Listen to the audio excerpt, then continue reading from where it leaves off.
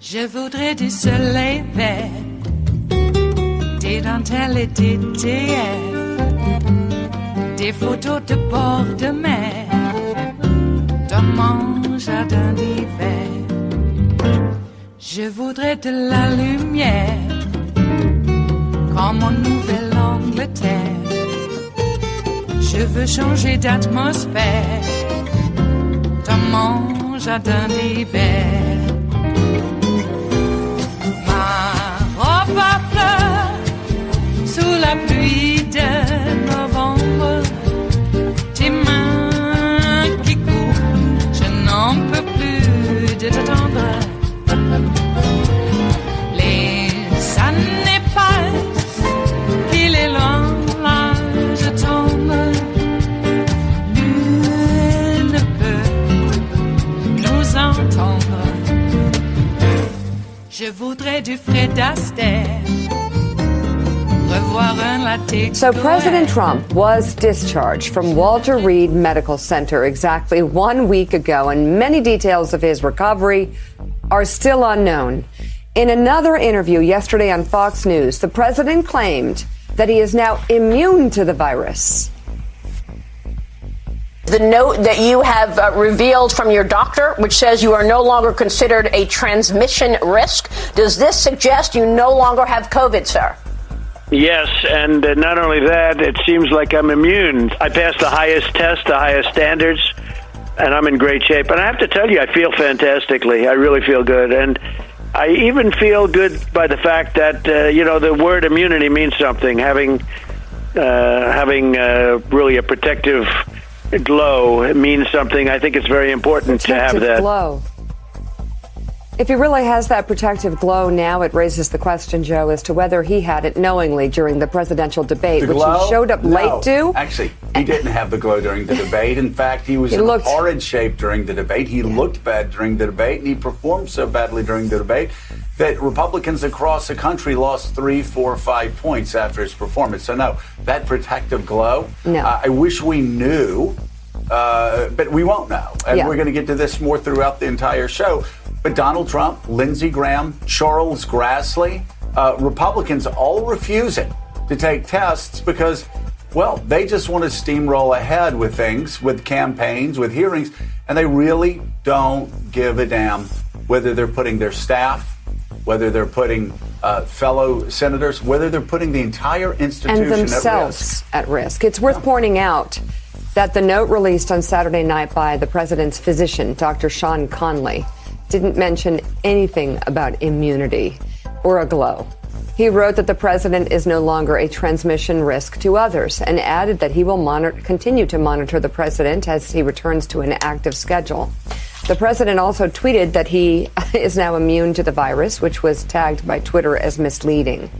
While many health experts believe that most people develop an immune response after a coronavirus infection, it is not clear how strong that response is or how long it might last. Well, we don't know whether he has the infection or not, again, because they won't tell us anything inside the White House. We're supposed to guess, and we've been, asking, Mika. Everybody's been asking, when was your last negative test? Well, he called into a virtual event last night where he told supporters he had tested negative for coronavirus, but his own doctors have not confirmed that. And the White House has so far continued to refuse to give any information on when the president last tested negative. And I've been tested totally negative. I'm going to be out in Florida tomorrow working very hard because this is an election we have to win. This is the most important election of our lives. When was the president's last negative test prior to his diagnosis? So we don't have that. You said you don't have that. You don't know or you don't want to say? So we don't have that. I don't personally know. Right. What does that mean? There are have you asked, Brian? I think Wednesday you said you were going to look into that. Right. So, Hallie, the president doesn't check all of his HIPAA rights at the door just when he becomes president. So it's a privacy thing then, the reason why you're not saying the last negative test? HIPAA? So that is one reason. Let me ask you this. Did the president at least comply with the Cleveland Clinic debate requirements to be negative tested in the 72 hours prior to that debate? Was that you are was the very president in focused on compliance with looking that? Backwards. Again, yes or no? Do you have an answer? Hallie, and if you don't, just say you don't have an answer. You've got time to talk to the White House about very important issues.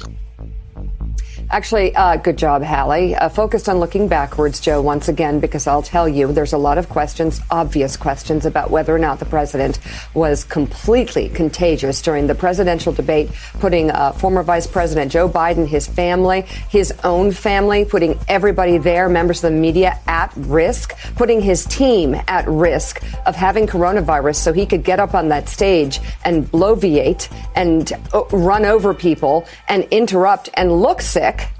So the question is, was he sick during the debate, and did he know? Yeah, well, so we do need to look back. We need to find out.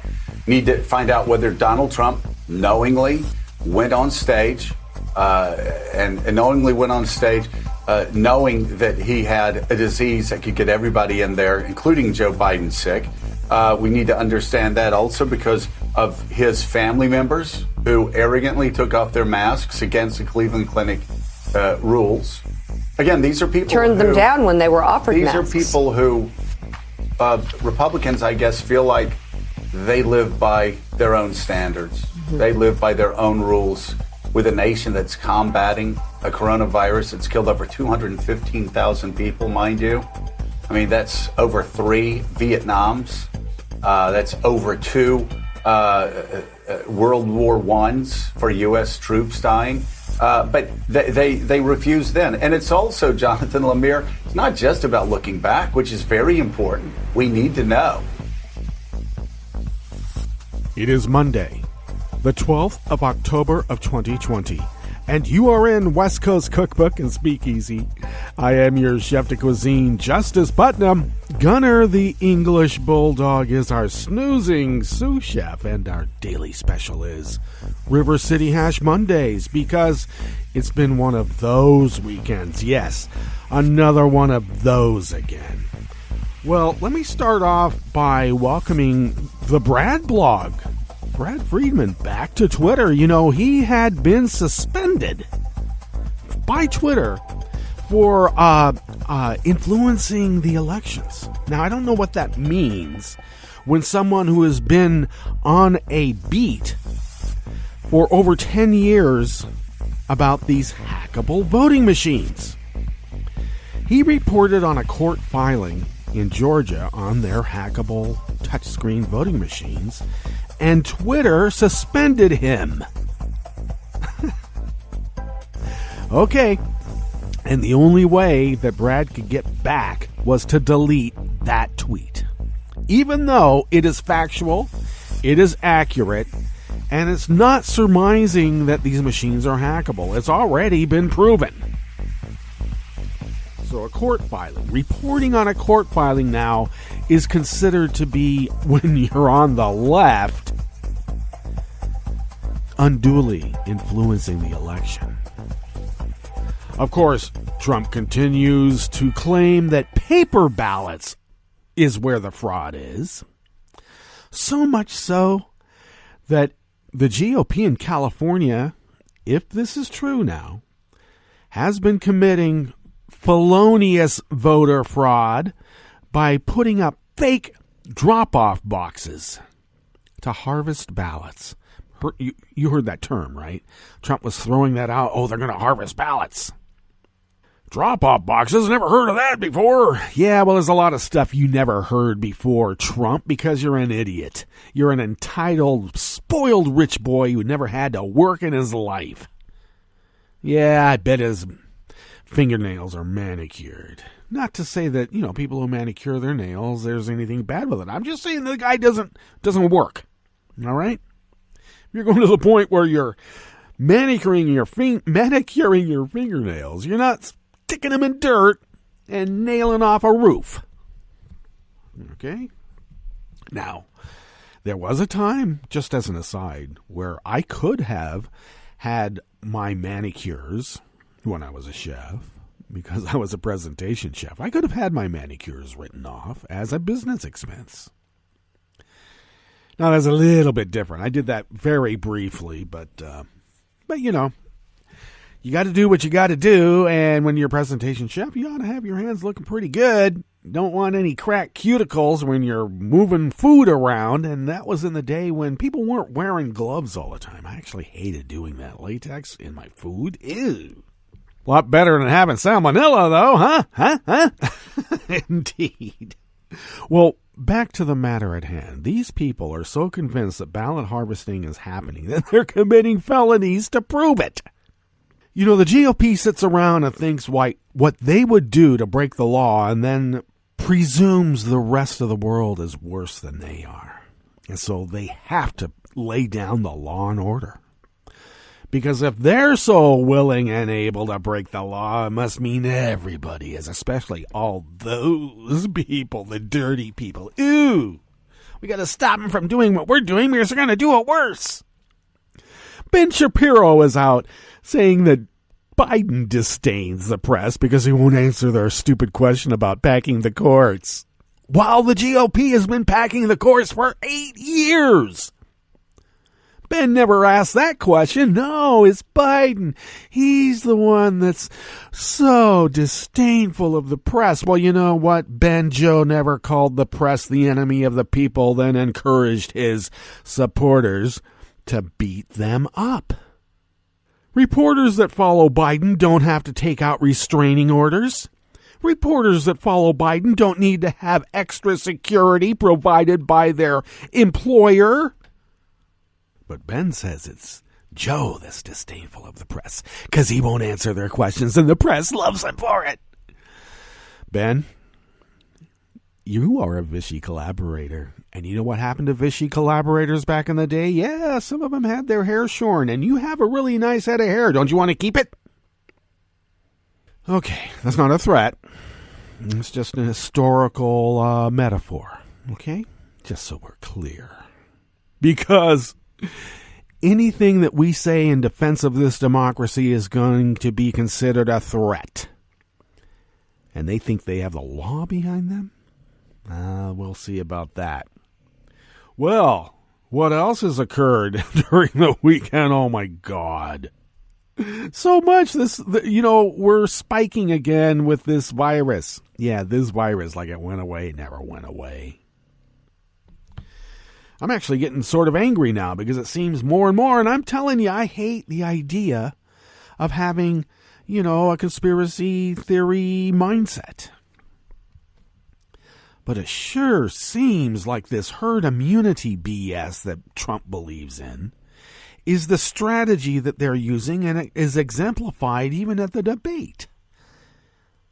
He was sick then. He was shedding virus then. And so was the rest of his family. They refused to wear masks even when they were offered. Even though it was the law. Why? Did they hope to spread that virus? It's for our own good. We have to have millions of people die so we can have herd immunity. And if millions of people die and are black people, brown people, poor people, fat people, and Democrats, well, that's all the better, isn't it? That's called genocide. If they were that craven to speak of it in those terms, and yeah, I'm looking at you, Jared, and I'm looking at you, Stephen Miller, that is genocide. Problem is that when you use a virus for genocide, there's some collateral damage. Have we had a proof of life video from Bill Barr yet, for instance? Heard a lot from the spokespersons, but not Bill himself. And he's not one to shy away from making these proclamations. Oh, no, not one bit.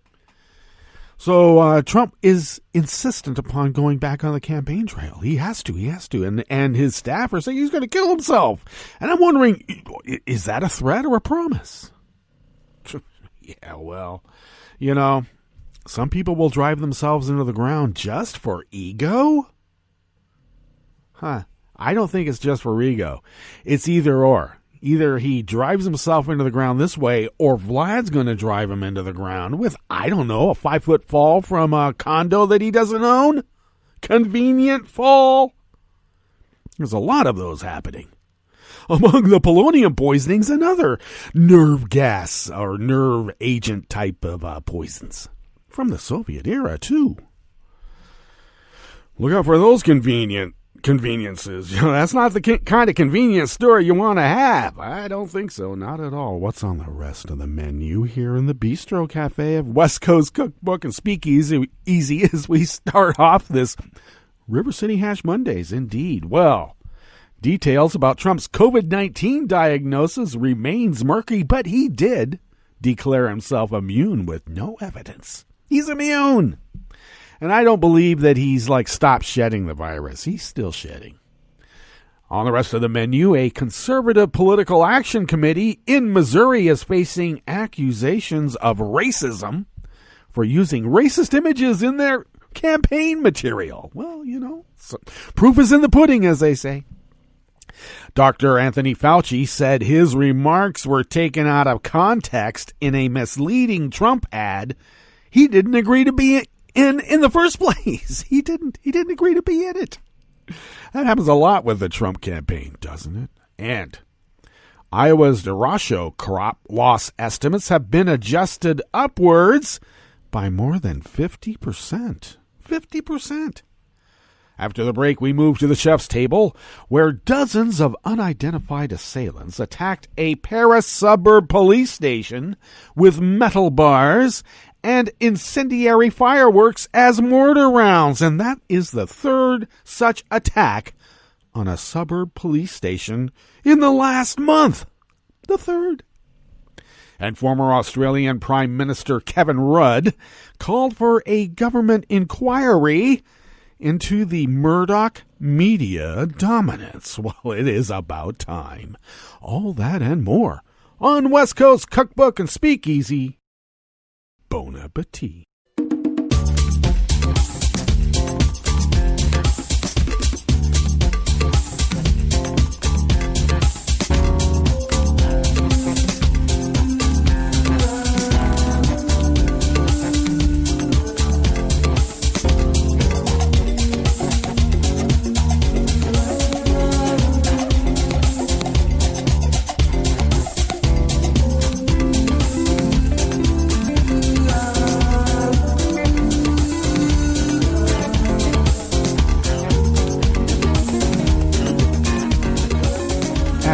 Bottom of our homepage that just happens to be at netrootsradio.com to the rightish of the page is our chat room link, and the chat room is monitored by Kelly Lincoln. Though she be very busy, she finds time to be able to pay her bills and put in yeoman's work here at Netroots Radio, and we thank Kelly for doing so. If you would then take a gander, and yeah, we speak like that around here. It is protected speech, I have to say. As part of the Netroots Radio Style Manual, it's stipulated as such. If you would now take a gander to the leftish of our homepage, that's near the bottom of our homepage at netrootsradio.com, you will then notice the link to our Patreon site. And since we're not a church, we don't pass around the hat for 10%. Okay, that's what tithing means, 10%. No, we actually ask for money to pay our bills without you having to sit through a sermon. Okay, this is not a sermon. Rants are not sermons. Let's be clear. Okay, sermons actually have some order to them, and we're freeform, such as it is. Anyway, if you could afford an espresso type coffee drink and send those funds our way, we are quantum mechanics. In stretching dollars beyond compare, we leave no strange quark unstretched. Every quantum filament is stretched into individual points. That is how far we stretch them on the quantum level. And with that ability, we are then able to pay our bills, fly under the radar so that we can continue broadcasting Resistance Radio as the founders originally intended, so many years ago. But also, for the immediate concerns of purchasing the newish machinery that needs to take over the workhorse machinery that has been working like horses for the last 4 years in this 10-year run of continuous 24/7, 365 resistance radio. Oh my, yes. We're dedicated, and even more so now. Even more so. And there's going to be some residual effect even when we take the White House. Because even after the inauguration, you know what's going to be like, right? Joe's going to offer his hand to the other side, and they're going to punch him in the face like they did to Obama for 8 years. And we have to be ready for it. Put our ducks in a row. And how about balancing the courts? It's not packing the courts, Ben. It is balancing the courts, indeed. If you would like to follow Netroots Radio on Twitter, do so at Netroots Radio. Tom takes care of that and so much more. Thank you, Tom. You can follow me on Twitter at Justice Putnam, and you might as well, because I post the show notes and links diary, a very integral part in this multimedia operation that we call West Coast Cookbook and Speakeasy. If you would go to those show notes and links, you'll find the whole story, unembellished by the embellishing that we do here in the salon. Indeed. Indeed. And so, yeah, follow me there, and I post those show notes and links about 10 minutes before showtime. Get that out on social media, because that's what you do. That's what you do. Follow the show on Twitter at Cookbook West, and pick up podcasts by way of Spreaker, Stitcher, TuneIn, iHeart, YouTube, iTunes, etc., etc., etc. There are no podcasts on etc. You know, somebody might be really smart to start a podcast distributor called etc. Because, I don't know, I use it a lot, at least the term. We better dive into what's offered here because, you know, this salon, even though it's unencumbered by actual time, we do have time that we have to be encumbered by because that's how time works. This first offering here in the Bistro Cafe of West Coast Cookbook and Speakeasy comes our way by, I believe it would be, absolutely, it's the Associated Press. Normally I have these links already up and ready, but for some reason I didn't have this particular one ready. But Jim Salter of the Associated Press does bring us this first offering here in the Bistro Cafe of West Coast Cookbook and Speakeasy. A conservative political action committee in Missouri is facing accusations of racism after posting a website that uses images of violent protests and photos of black politicians to attack the Democratic candidate for governor on her support for police. Oh, my. That is so great. Yeah, we're going to put up some scary black politicians. They're coming to get you. Nicole Galloway, Missouri state auditor, is trying to unseat Republican Governor Mike Parson, a former sheriff, running on a law and order platform.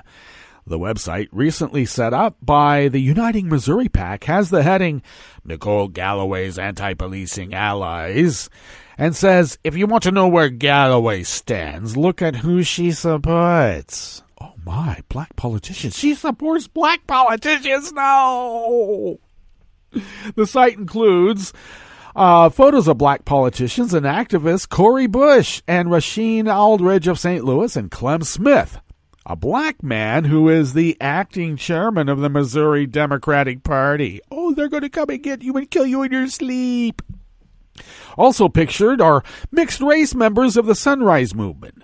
Video in the background shows violent scenes from protests. You know, maybe we ought to put up some ads about some violent scenes like, I don't know, white supremacists plotting to kidnap a Democratic governor and behead her. Images of them showing up when they went and took over the Michigan State House with arms. Spitting in the faces of cops. Remember that?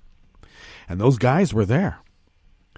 Several Democrats, along with the St. Louis Dispatch columnist Tony Messenger and the Kansas Star editorial board, contend it's more than coincidental that the imagery overwhelmingly involves black people because, dog whistles are dog whistles. And there's certain people who are, accustomed to dog whistles that they expect them, they want them. They really want them. Give me the dog whistle. I need to be triggered. Come on. Give me the whistle. To me, it's not just a dog whistle. It's a bullhorn, said Lindsey Simmons. And they are right. A Democrat running for the U.S. House in Missouri's 4th District against incumbent Republican Vicky Haltzler. They are directly saying, hey, be afraid of Nicole Galloway. She is pro-crime because look at the black people she hangs out with. This is just incredibly, overtly racist. Well, you know what? You are right.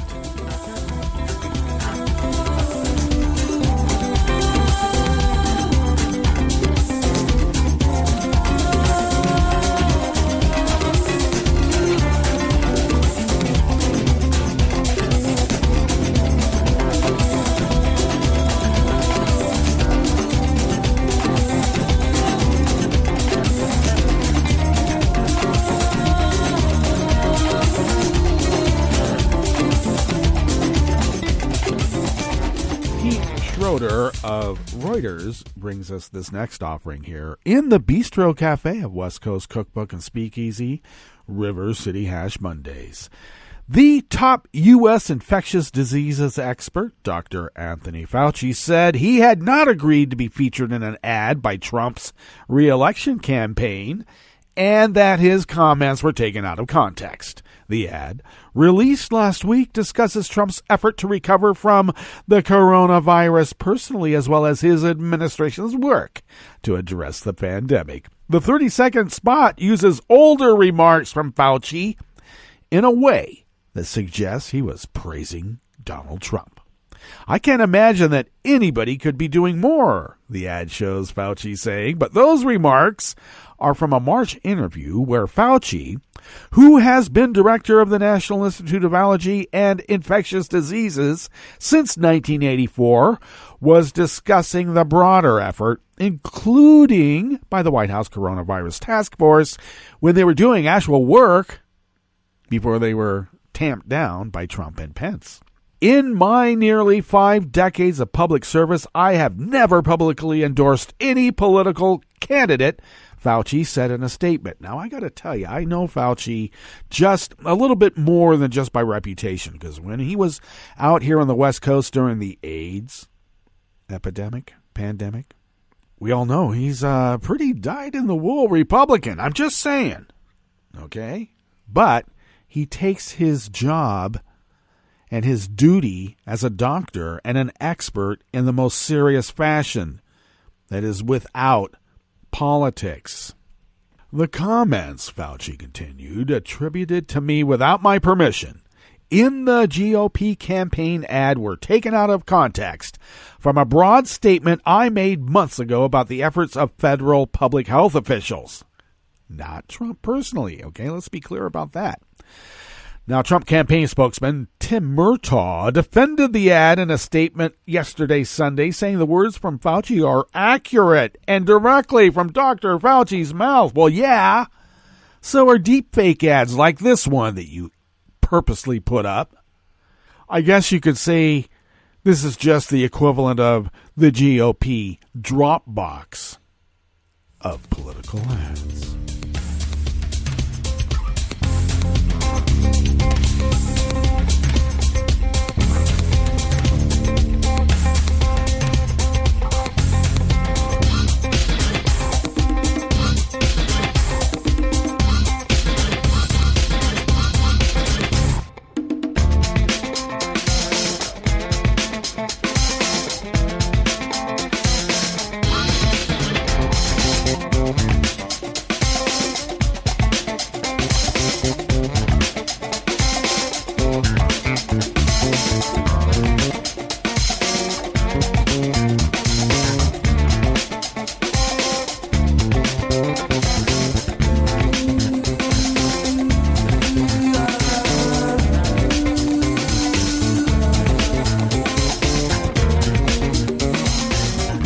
Anonymous worker bees at the Associated Press bring us this final offering here in the Bistro Cafe part of West Coast Cookbook and Speakeasy.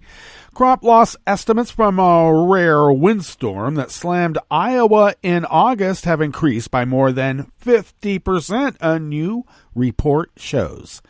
The U.S. Department of Agriculture said that the number of crop acres that Iowa farmers are unable to harvest has grown to 850,000 acres. And that's up from estimates last month that were at 550,000. 550,000, yes. The storm, known as a Derecho, generated winds of up to 140 miles per hour that flattened crops. The damage then was compounded in late summer with a drought that, at its peak, encompassed much of the state. The drought is again expanding after some September rainfall. Iowa Ag Secretary Mike Naig said he expects the number of lost acres will climb even more as growers move deeper into the harvest. Usually, farmers will try to harvest down corn, salvaging what they can. But Naig said he has heard that many are asking for crop insurance adjusters to take another look at their fields after finding it more difficult than expected. Crops can deteriorate, said Naig, who was helping his father harvest corn in northwest Iowa. It's a really dynamic situation. In eastern Iowa, Steve Swanka said harvesting his down corn has just been miserable. I've seen the gamut. Corn down flat as a carpet, some leaning, some halfway down, and some almost normal, said Swanka, whose crop near Iowa City goes to feed his purebred Black Angus cattle. I've had the whole extreme. Average corn yields in Iowa will drop to 186 bushels per acre, the USDA estimated, down from forecasts of 191 bushels in September and 202 bushels in August.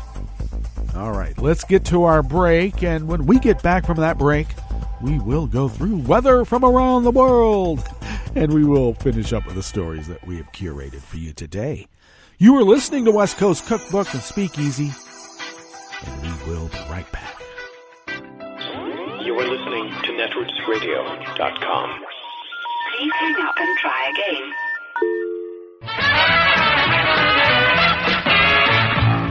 From a point at sea to the circles of your mind, a new force is at work for planetary transformation. New radio for a new Earth.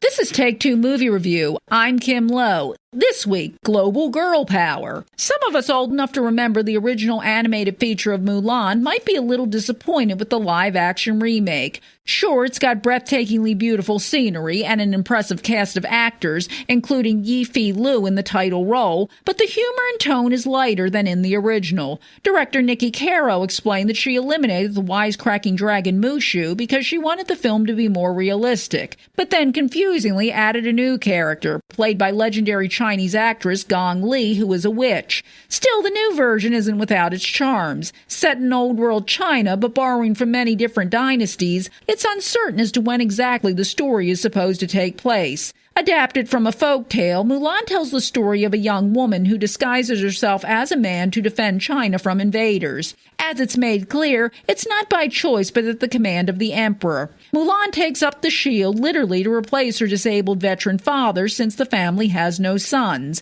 The idea of a woman in a man's role and the trials she faces, even when in disguise, seems even more relevant today than it did over 20 years ago. Mulan has the now popular girl power vibe, but without being heavy-handed. This may well have something to do with the fact that though directed by a woman, it was written by a team that included both male and female writers. Without spoilers, the part where Mulan rides into the conclusive battle, no longer disguised as a man but as her true self, is truly powerful and will have even the most hardened cynic cheering her on. With top-notch cinematography and direction, Mulan is worth a watch, especially if catching it with young female family members. This has been Take Two Movie Review. I'm Kim Lowe. Catch up with us at TakeTwoMovieReview.com and feed us back on our channel on YouTube.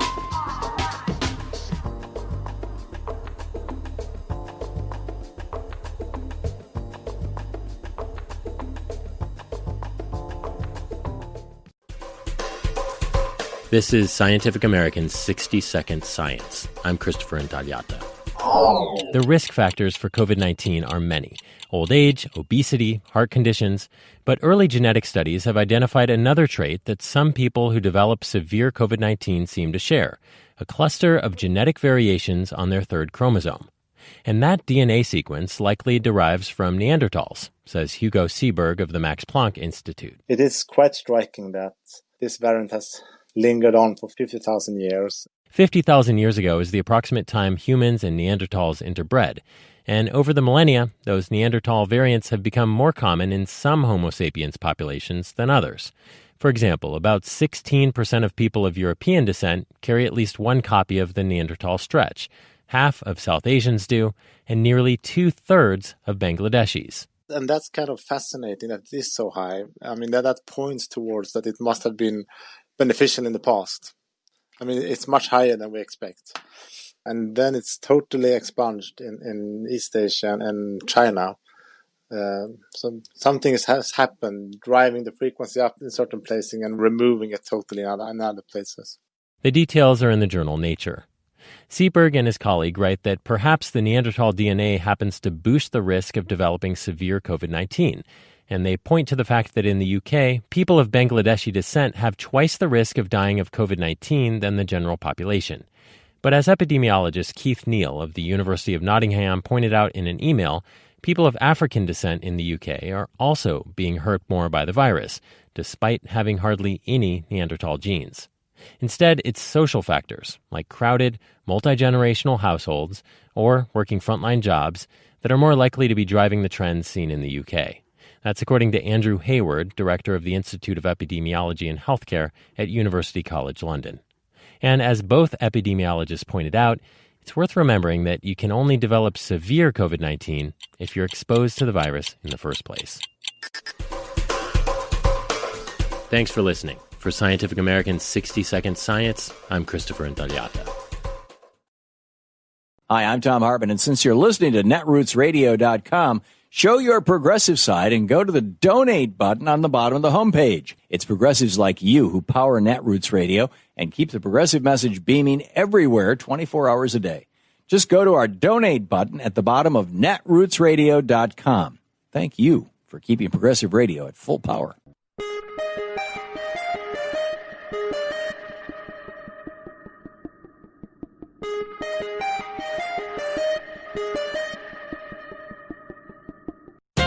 Some people who get elected to Congress grow in office.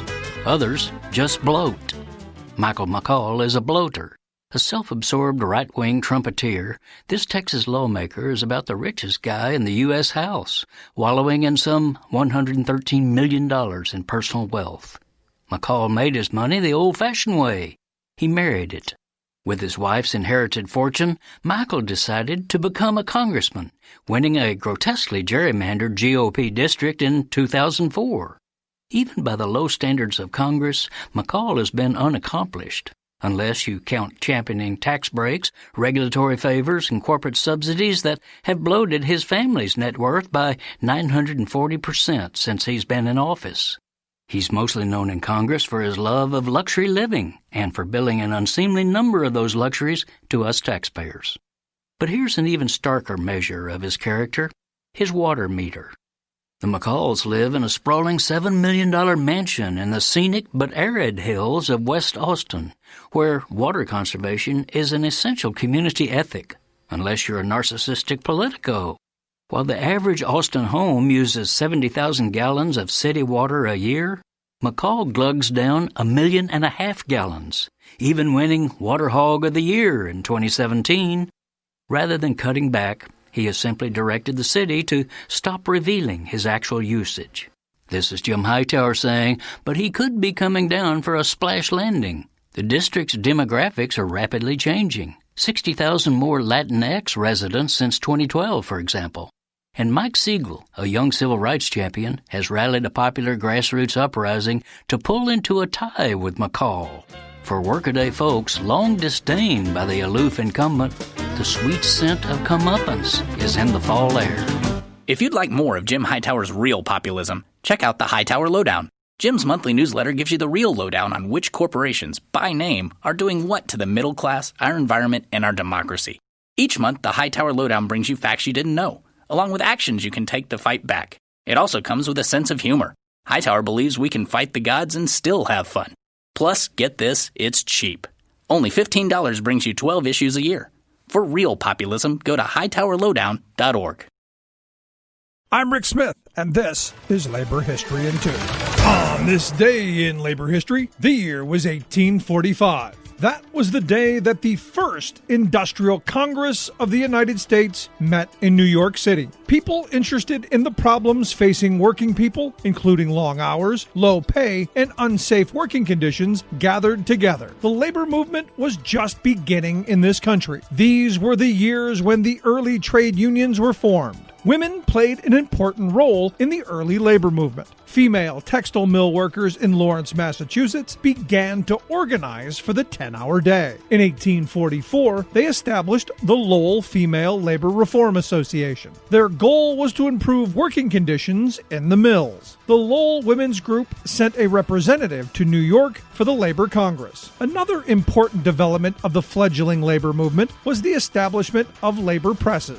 George Henry Evans, a labor newsman, also attended the Congress. He was the editor of a series of U.S. labor papers, starting with the Workman's Advocate in 1829.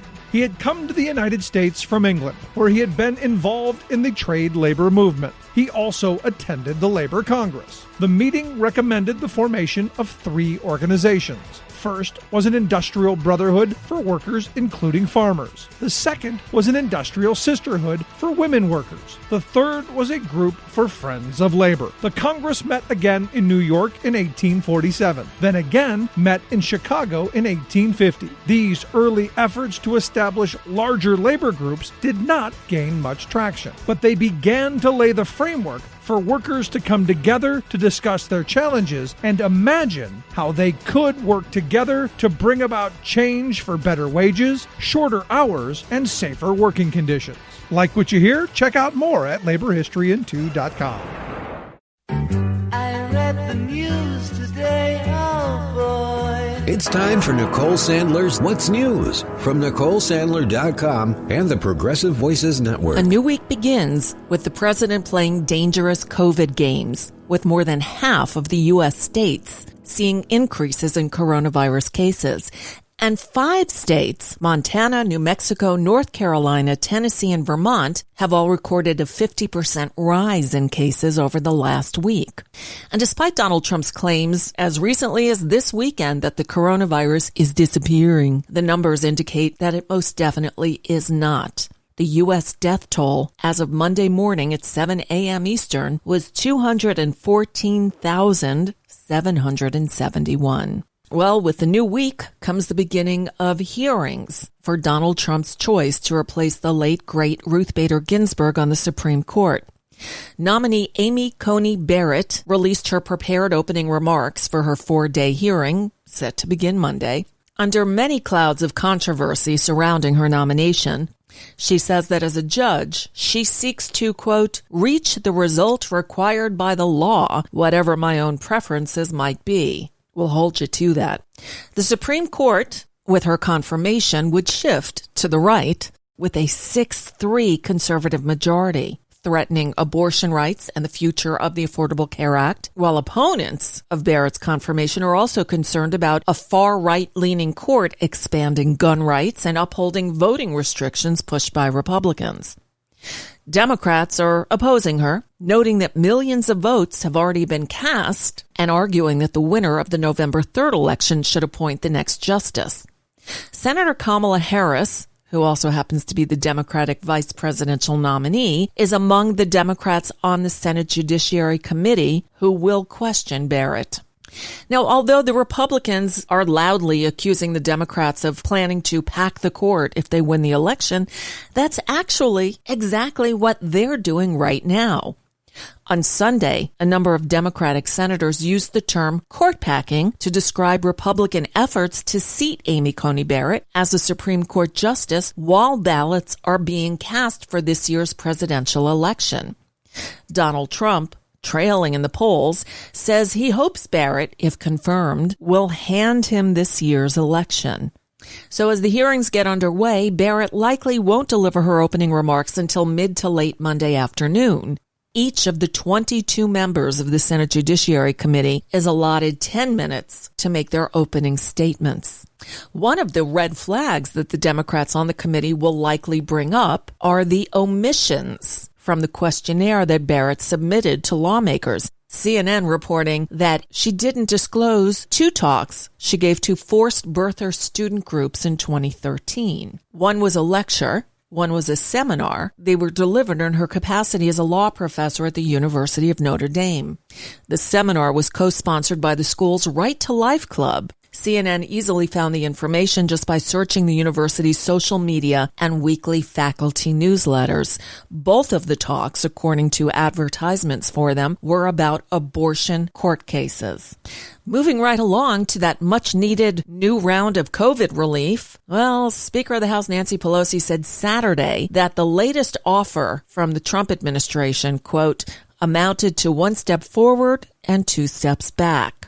Pelosi explaining that the major divides between the Democrats and the White House were over an apparent lack of national coronavirus containment strategy and inadequate funding for child care and supplemental insurance benefits. Republicans, meanwhile, told Treasury Secretary Steven Mnuchin and White House Chief of Staff Mark Meadows that Trump's bill was too big during this Saturday conference call. Politico reporting that Senator Lamar Alexander said, quote, there's no appetite to spend what either the White House or Pelosi have put on the table. And then there's White House economic advisor Larry Kudlow, who on Sunday said that he doesn't think the prospect of another round of relief is dead at all, and that Treasury Secretary Steven Mnuchin may offer a proposal priced higher than Pelosi's most recent offer of $2.2 trillion. Alrighty then. We're waiting. And now, just 3 weeks out from Election Day, Republican attempts to keep Americans from voting keep, thankfully, getting swatted like a fly on Mike Pence's head. Late Friday night, U.S. District Judge Robert Pittman ruled that Texas counties can have multiple drop-off locations for absentee ballots this election cycle. Texas Governor Greg Abbott had previously issued an order limiting drop-off locations to 1 per county, a decision that he laughingly said was made to increase election security. The closer we get to November 3rd, the tighter some of these races get. In South Carolina, a scheduled debate Friday night between Senator Lindsey Graham and challenger Jamie Harrison didn't happen because Graham refused to take a coronavirus test before going on stage, causing Harrison to pull out. Meanwhile, poor Lindsey Graham is suffering with more than possible COVID contamination. Harrison released his latest fundraising numbers, posting a record $57 million for the quarter, breaking every record in the books. For comparison's sake, the previous record of $38 million was set by former Congressman Beto O'Rourke of Texas in his 2018 bid to unseat Senator Ted Cruz. Back to Trump, where White House physician Dr. Sean Conley released a memo Saturday night saying that Trump is, quote, no longer considered a transmission risk and is safe to come out of isolation. This just about a week after he first tested positive for the coronavirus. Of course, Conley didn't reveal much more information than that, but he did say that the decision was based off Trump's Saturday morning COVID PCR sample. Now, that doesn't mean that Trump tested negative for the virus. Conley just said, quote, there is no longer evidence of actively replicating virus. Trump is also reportedly still fever-free and all other symptoms have, quote, improved, but Conley wouldn't say if he was still exhibiting any. Trump made his first public appearance at the White House since being diagnosed on Saturday afternoon as he hosted somewhere between 300 and 400 people on the South Lawn. He was scheduled to speak for about 30 minutes, but wound up using only 18, which is kind of unusual for this guy. During his speech, Trump said he believes the coronavirus is going to disappear. Largely, he said, thanks to science, medicine, and the American spirit. The event wasn't billed as a campaign rally, but it most certainly was. Organized by controversial conservative activist Candace Owens' group Blexit, which urges black Democrats to leave the party. As for the attendees, ABC News is reporting that many of the guests had their travel, lodging, and a stipend paid for by Blexit.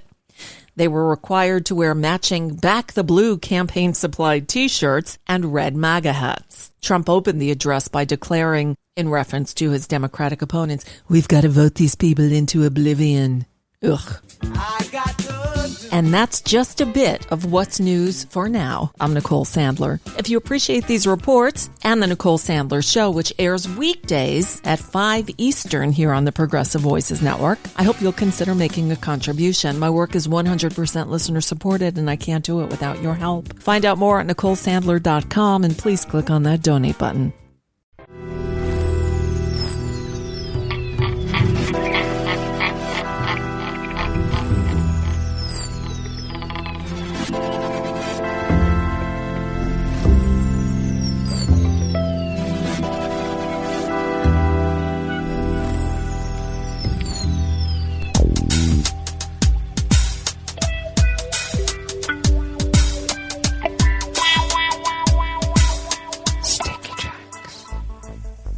Thank you for accompanying us here to the chef's table at West Coast Cookbook and Speakeasy.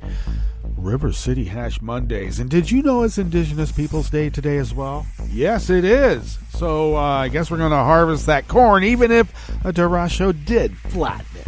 Whatever we can get.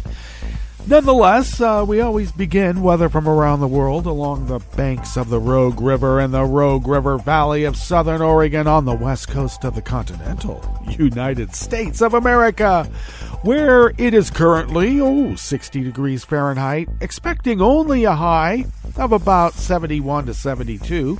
Cloudy early with peaks of sunshine expected late, and winds will be light and variable. We did have a forecast of some rain today and tonight, and they took that forecast down, though it is drizzling right now outside the mothership here in Rogue River proper. Partly cloudy skies overnight, winds light and variable, lows in the mid-40s. Mostly cloudy skies tomorrow with a slight chance of a rain shower, and it might be more than a slight by the time we get there. Winds out of the west-southwest at 5 to 10. Confirmed coronavirus cases that will be updated later today, by the way, now stand at 1,335. We increase by about a dozen a day here in Jackson County in the southern part of Oregon. Confirmed deceased remains at 6, a vast undercount. Ragweed pollen is considered moderate right outside the window of the mothership, and the air quality index for the region is in the good range at 30 parts per million, and the daytime UV index is a proper moderate for fall at 4. Barometric pressure is holding steady at 30.21 inches. Visibility is down to 6 miles, and relative humidity is at 95%. Weather from around the world is brought to you by people's personal weather stations that they purchased. These people planted these purchased personal weather stations somewhere on their property, and these people positively live around the world. They have their P-tapes.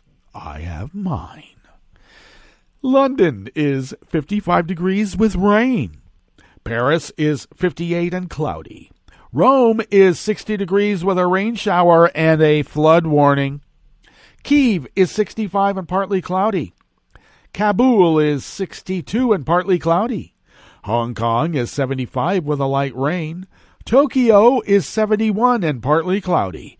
Sydney, Australia is 63 and clear. San Francisco, California is 60 degrees and sunny. And New York is 52 degrees Fahrenheit with rain.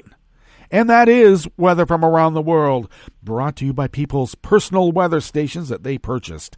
These people planted these purchased personal weather stations somewhere on their property, and these people positively live around the world.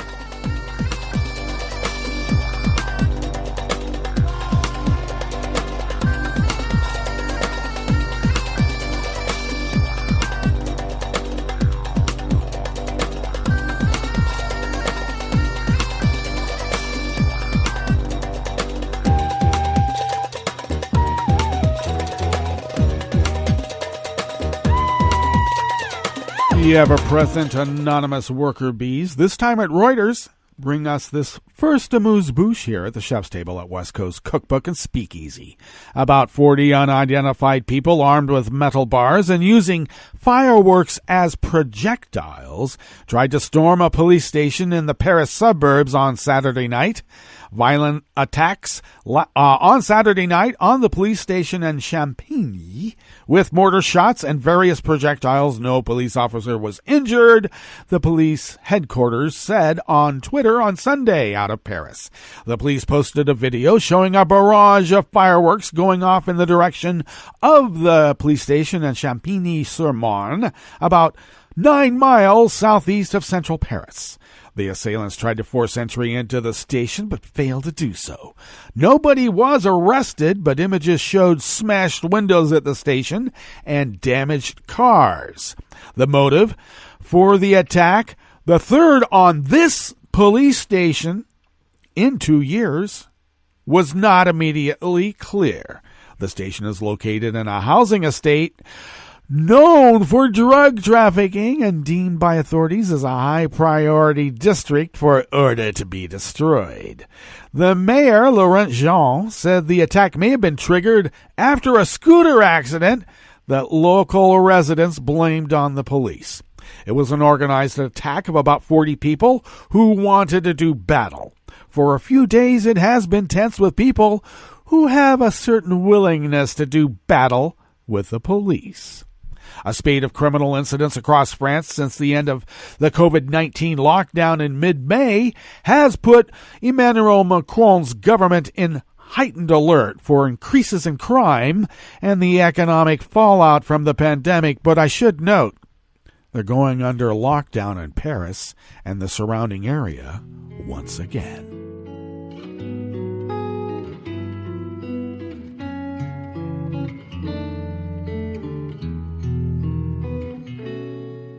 Je te donne ce mon amour pour la vie entière. La promesse de me trouver à tes genoux. Aussitôt que tu m'appelles, rester toujours fidèle. C'est tout, c'est tout.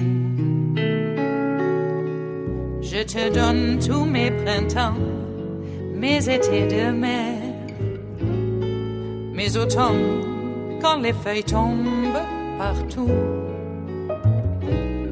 Si ce n'est pas une bonne affaire, je te donne tous mes hivers. Sonali Paul of Reuters brings us this final amuse-bouche here at the chef's table at West Coast Cookbook and Speakeasy.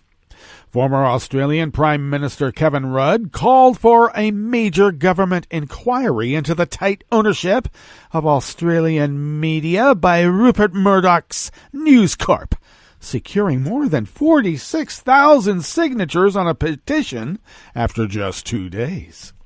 Rudd, who was Prime Minister from 2007 to 2010 and briefly in 2013, filed a petition calling on Parliament to set up a royal commission to investigate what he called the abuse of media monopoly in Australia, in particular by the Murdoch media. The truth is, Murdoch has become a cancer, an arrogant cancer on our democracy, Rudd said in a video posted on Saturday, urging people to sign the petition, which is called for recommendations to boost media diversity. The petition, due to be submitted to the House of Representatives on November 5th, had 42,246 signatures as of yesterday, Sunday afternoon, up from a few thousand on Saturday. Well, that's good news. Well, that brings us to the end of our broadcast period for the day. But you do know Netroots Radio will broadcast on, and we're going to meet up here tomorrow for Terrytown Chowder Tuesdays. So do stay tuned to Netroots Radio all day and all night for all the breaking news as it breaks. And we'll meet up here tomorrow, right here in West Coast Cookbook and Speakeasy. Bon appetit.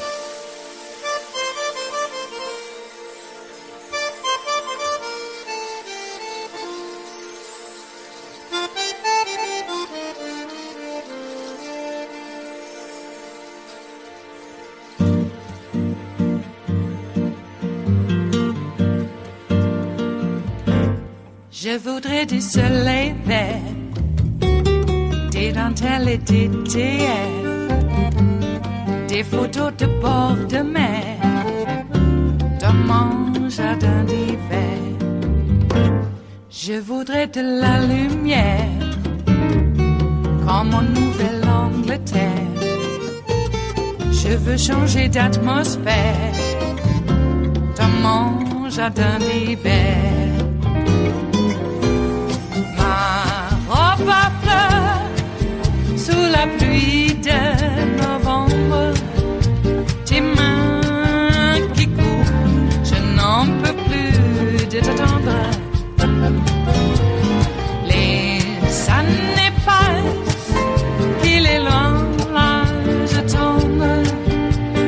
Nul ne peut nous entendre. Je voudrais du Fred Astaire, revoir un latte Coër. Je voudrais toujours te plaire, dans mon jardin d'hiver.